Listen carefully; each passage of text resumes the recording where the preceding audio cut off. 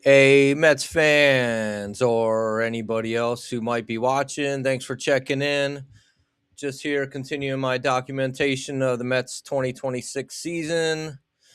Yeah, I've been tracking the team through every series, sometimes two at a time, as we'll be doing in this video. And, sometimes things get in the way, trying to slow you down, but ultimately, I plan to do this through to the end of the season and even beyond.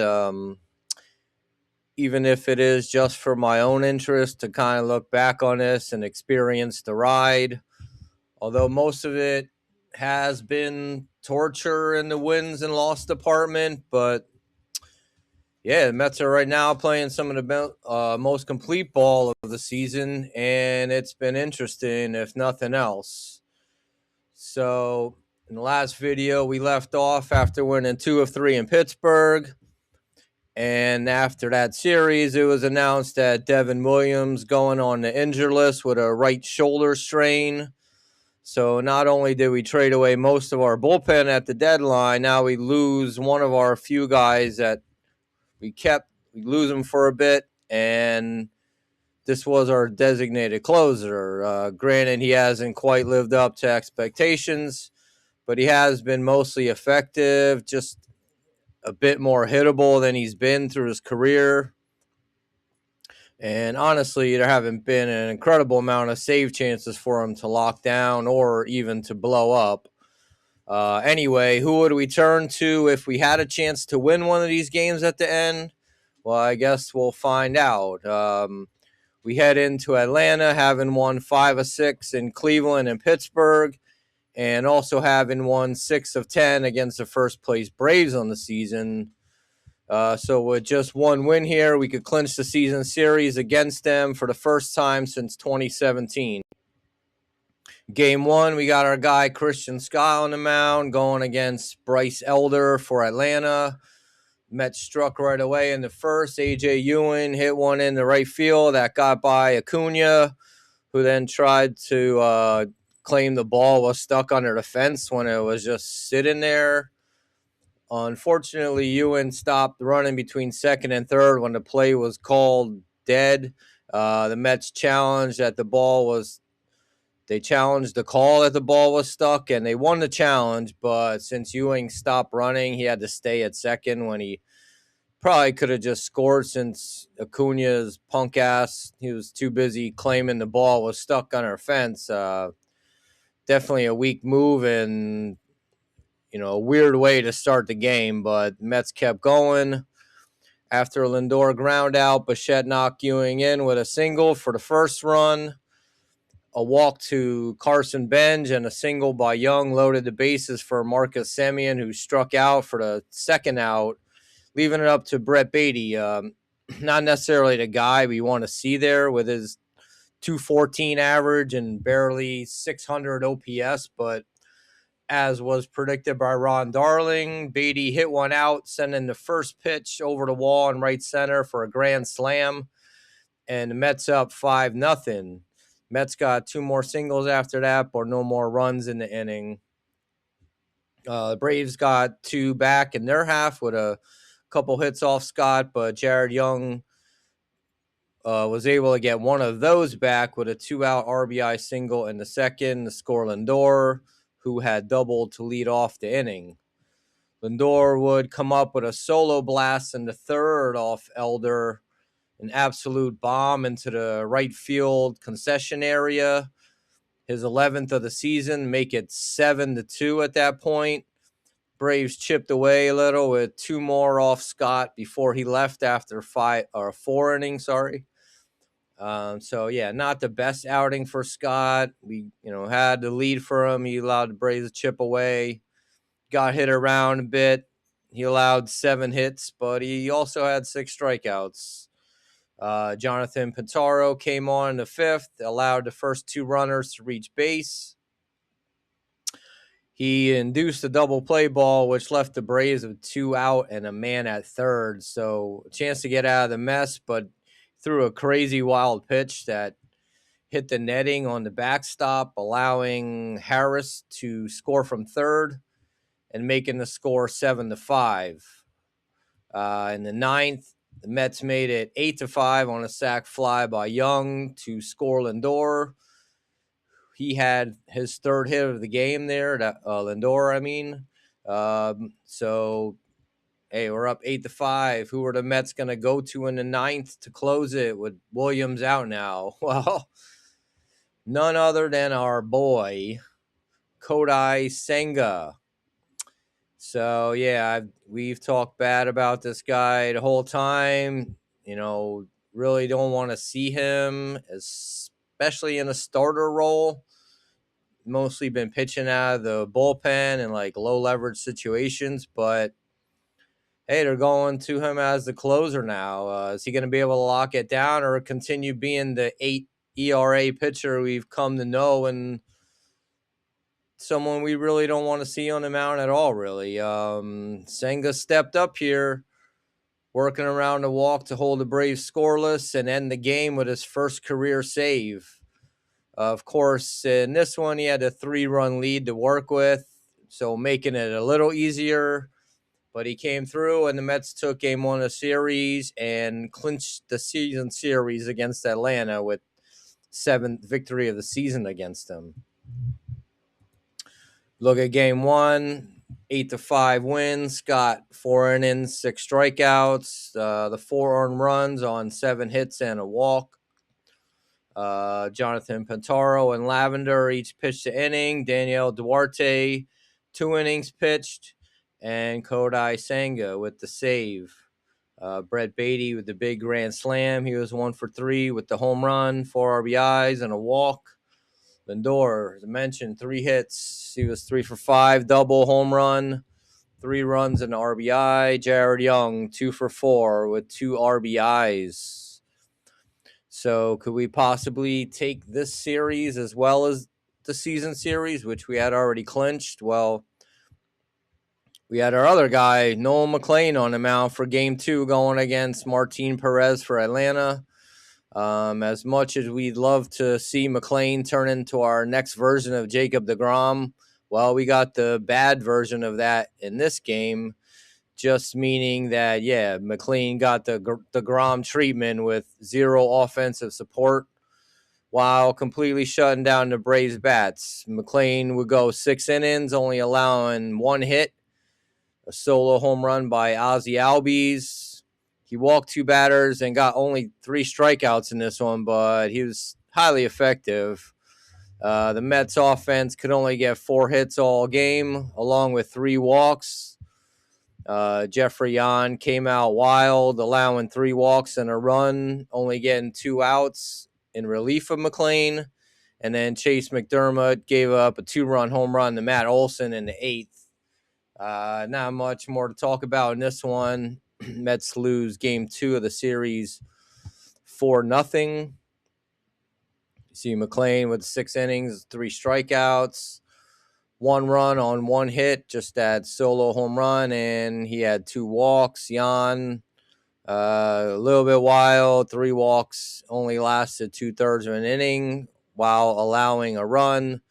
McDermott, 2-run home run to Olson. I mean, he's burned just about everybody on the team, so not too much to cry about there. Very little offense in this one. Mets 4 hits, 3 walks, and only 5 strikeouts, but just couldn't get anything done. Benj with 2 of the 4 hits. Lindor had 1 and a walk. So we still got a chance to take 2 out of 3 in Atlanta. We got Zach Thornton on the mound. Zach making his 8th career start. He was brilliant his last time out, throwing 5 shutout innings. He wasn't as sharp in this one. He allowed a 2-out home run to Thomas in the 2nd, and then in the 5th, Acuna walked to lead off, and he later scored on a double play.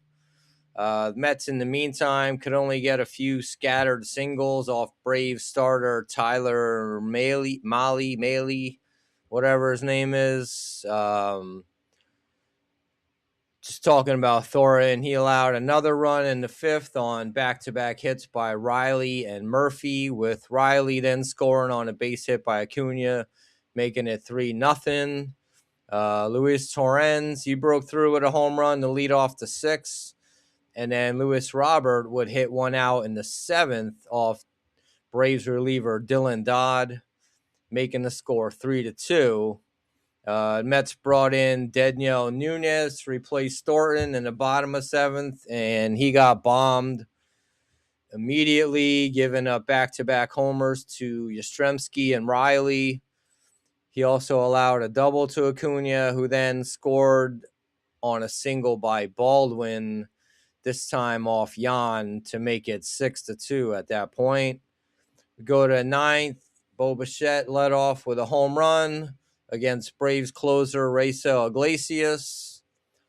Mets still trying to come back then. A double by Carson Benj and a walk to Luis Robert brought the tying run to the plate, but Jared Young, Francisco Alvarez, and Marcus Semien all failed to do any more damage, and the Mets dropped the series to Atlanta with a 6-3 loss.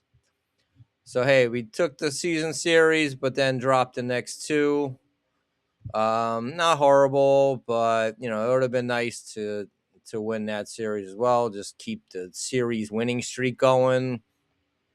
As I mentioned, Zach Thornton, 6 innings with only 2 strikeouts, 3 earned runs, allowed 7 hits and a walk. Daniel Nunez came in and just threw gas on the fire.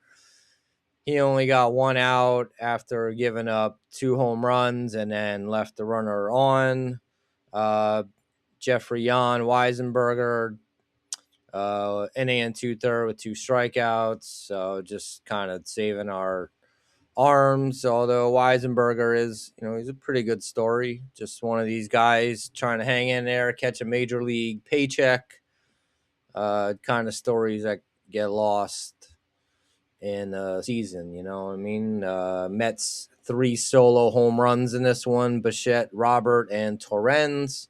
Torrens, little power streak going on with him.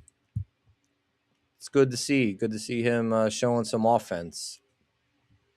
Just looking at the series as a whole, Mets took the first one 8-5, and then dropped the next 2, 0 runs in the second one, losing 4-0, and then Braves take the last one 6-3.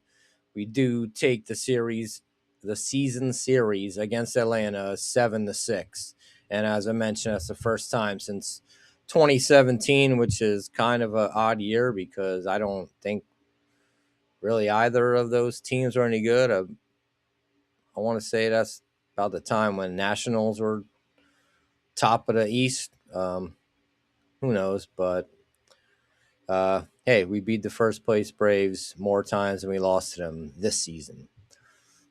So Mets head back home to face the Washington Nationals, just coming off a 6-3 road trip to Cleveland, Pittsburgh, and Atlanta.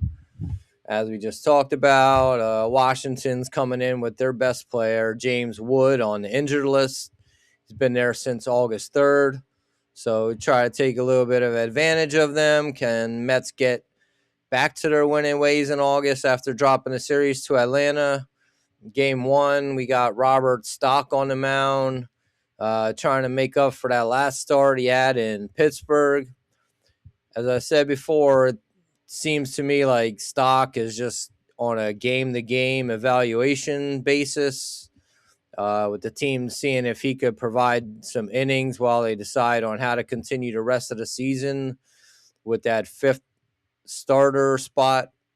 Stock in this one worked around 2 singles in the first and then got the Nats in order in the second. In the 3rd inning, he allowed a 1-out walk to C.J. Abrams, and it seemed like he might be out of it with a potential double play ball, but Lindor couldn't make the play, and both the runners were safe. Abrams then scored on a single by the next batter, House, and on a bunt attempt by the next batter, Stock made a really good throw to get the lead runner at third base and got the next batter to pop out and end the inning. So, he, victimized a little bit there by the error. but was able to make a play for himself and then pitch his way out of the inning. Stock was removed with 1 out in the 5th after hitting a batter, put in 2 runners on at that time, but Nate Lavender was able to pitch out of that mess and keep the score at 1-0. Mets couldn't get anything off Washington starter Andrew Alvarez until with 2 outs in the 6th.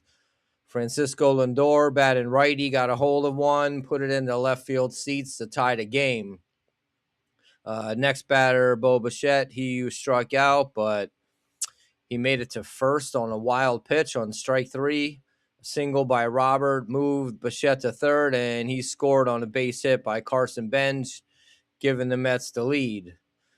Jonathan Pitaro pitched his second scoreless inning of relief, and then Jared Young, he made it 3-1 with a home run in the Mets' 7th. 2 walks would follow, and a Bo Bichette RBI single added 1 more to the Mets' lead. And here we go, up 4-1 in the 9th. Mets would go with Kodai Senga. Seems to be the closer at this point. He's getting another shot, bringing him in to lock it down. Would he blow it this time? It seems like ticking time bomb to, I would imagine, everybody watching. It's just like, oh, yeah, when's he going to blow one? Well, after getting the first 2 batters, he allowed a single, then hit Abrams with a pitch, but he was able to get a strikeout to end the game. And his second save in as many chances, preserving the Mets' 4-1 victory. So, yeah, we come back home, take it to the Nationals. We got Stock, 4 1/3 innings, 5 strikeouts, 3 walks, 3 hits, 3 walks, and just that 1 unearned run. Lavender, Pintaro, Duarte combined for 3 2/3 innings with only 1 hit allowed, and Senga inning, strikeout, save. So, hey, guy might be saving his career at this point if he can continue doing this. Lindor, 1 for 3, broke through with the home run there. Jared Young with a home run. Benj and Bichette, both 1 for 4 with the RBI. And we go into game 2. Trying to take the series from the Nationals. We got Sean Manaea coming out. He's looked great in this past few starts, with the Mets winning all 3 of those. Put the Nats down in order in the first with 2 strikeouts, continuing that trend of getting a lot of strikeouts. In that last game, he set the Mets high in the season with 11 strikeouts. Mets got him some support right away in the first with 3 walks against Brad Lord, the National starter. Then a 2-run double left field by Jared Young, scoring 2. Manaea took that, cruised into the 4th, and then allowed a leadoff home run to Chaparro. Then he got in a little more trouble in the 6th when a hit batter and a walk put 2 men on for Brady House.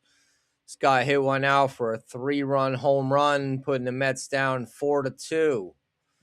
So, yeah, just maybe left Manaea in a little bit too long. It's hard to say because he's been really effective, and, it's worth rewarding him, trying to see how far he can go into these games. But got tagged there, 3-run home run. Carson Benj came up, led off the Mets 6th. Crushed a solo home run that cut the lead to 1. Manaea would leave in the 7th after allowing a 1-out triple. He was relieved by Dedno Nunez, who struggled in his last outing. Nunez got Dylan Cruz to fly out to Benj in right field. And then the runner at third trying to tag up, Benj threw just a laser beam strike to the plate, got the runner out by a good amount to end the inning there, keeping a deficit at 1. Mets were able to get runners at second and third with 1 out in the 8th, but Young and Semien couldn't come through. Jeffrey Yan got 2 strikeouts in a 1-2-3 ninth to give the Mets another chance. You got Brett Beatty leading off with a walk, and then Jorge Polanco proved he's just a little bit more than a corpse out there with a single, move the tying run in the scoring position, put the winning run on base. Polanco was removed for a pinch runner, Christian Pache. Francisco Alvarez came up next, rocketed a double down the left field line to tie the game. Second and third, then A.J. Ewan with a chance to play hero, struck out for the first out to bring up Lindor. And with the outfield playing shallow, Lindor was able to smack one over the right fielder's head for the walk-off victory. Mets win 5-4. We got Sean Manaea, 6 in the third inning, 7 strikeouts, so still keeping more than a strikeout per inning. 4 runs in this one on 6 hits and 2 walks. Dednell Nunez making up for getting rocked in that last appearance. 1 inning, 1 strikeout. Obviously, he was, helped out a bit there. Jeffrey Yan, inning and 2/3 with 3 strikeouts. He earned his first career W in this one. Carson Benj, 1 for 2 with a home run, 2 walks, and a big throw from the outfield. Jared Young, 2 for 4, double, 2 RBIs. Alvarez, game tying RBI, and then Lindor, 2 for 4 with the game winning RBI. All right, so we go to game 3 of the series. Mets got a chance to sweep it at home and continue a good run here in August after the trade deadline sell-off. Come back around to Christian Scott on the mound. He's hoping to rebound after that previous start in Atlanta where he only lasted 4 innings. After a 1-2-3 first inning, Scott got into a little bit of trouble in the second. He allowed the first 2 batters to reach on a walk and a hit by pitch. Got a strikeout and a fly ball to get to 2 outs, but a base hit then scored 1, though we were able to get the other runner out in a rundown. Scott, he got tagged in the third on a solo shot by Abimelec Ortiz. He's a decent-looking prospect, recently called up by the Nats. Been putting up some good games for them as they're slowly falling out of contention here, slowly falling down to us, who we might catch them at some point. And a sweep here is going to go, a long way towards making that happen. I know a lot of fans may not want to see the Mets starting to play some good ball, try to secure a good draft pick or a good odds in the draft pick lottery, but I'm never gonna root for losses. I mean, it's meaningless kind of with us being out of it as well. But hey, if we could stack some wins together, just continue to get good performances by some of these guys that we know are going to be on the team next year. That's what I want to see more than anything. I don't care about really a draft pick. So, yeah, we were down there after the home run. Mets fought back in the fourth when Jared Young led off with a single. He was moved to third on a double by Beatty. So, yeah, even Beatty continuing to contribute here, trying to save his role on the team next year. Young scored on a ground out by Polanco, and then Luis Torrens came up and shot one up and out to right center for his 6th home run of the season, giving the Mets the lead there. Mets added 1 more in the 5th when Lindor and Bichette led off with singles, and Young bringing in Lindor to extend it to 4-2. Scott made it into the 7th, trying to see how long he can go in this one. I believe it was his first time pitching into the 7th inning. Would have been nice to see, but he gave up a leadoff walk, got the next batter to ground out, but then 2 little singles ended his day, one of them scoring a run. And, with the Mets still up 4-3, we're trying to win games. We pulled Scott there, brought in Nate Lavender. He finished the inning for him, allowing no more damage. In the 8th, we brought in Daniel Duarte. This guy just doing brilliant relief work for the Mets. Really going, is starting to get noticed. Definitely could be a piece for us going forward. Just continuing, it's kind of crazy because we trade away, as I mentioned, we trade away like half of our bullpen, and these guys are just stepping up and getting the job done most of the time. That obviously Nunez got rocked in that one, and then we fell apart a little bit with Jan and McDermott, and in the last two games of that Brave series. But for the most part, these guys have been holding it down, and no one really knows who they are. So just good to see just guys trying to compete for spots in the future and the rest of the season, really. But yeah, Duarte got Mets into the ninth after a 1-2-3 inning. Here we go. Kodai Senga once again. This guy don't quit, coming in for another save, this time with only a 1-run lead. So, and the other two, he had 3-run lead, a little bit of cushion. This time there's no or very little room for error. Would this be the end of this experiment? I mean, I don't know. I mean, we still have him signed, so if we could turn him into anything, and if this late relief role was the answer, whether it's a setup man or I don't know. Like if this continues to work, and I'm kind of liking this, it could be, we've seen a lot of times where starters kind of see their effectiveness wane after the first couple times around the order, and then they just get hit around. I mean, it happens. Guys become predictable. So maybe with Senga just having to pitch this one inning, or whether it be the 8th or 9th or even 7th, it may be something that he could be good at. Now, I don't know the whole deal with his routine, because that was a big problem before, causing us to feel like we had to do like a 6-man rotation when necessary, just to get him that extra day off, because that was the routine he was most comfortable in. So I don't know how this plays in, pitching 1 inning every other game or something like that. So hey, this could work. I don't know. Hopefully he's okay with it. Hopefully he's successful doing it. Is he going to crack in this one with only the 1-run lead? Only 1-run lead? No. He got the first batter on 1 pitch. Then he was able to strike out the next 2 batters to end the game. Mets win 4-3.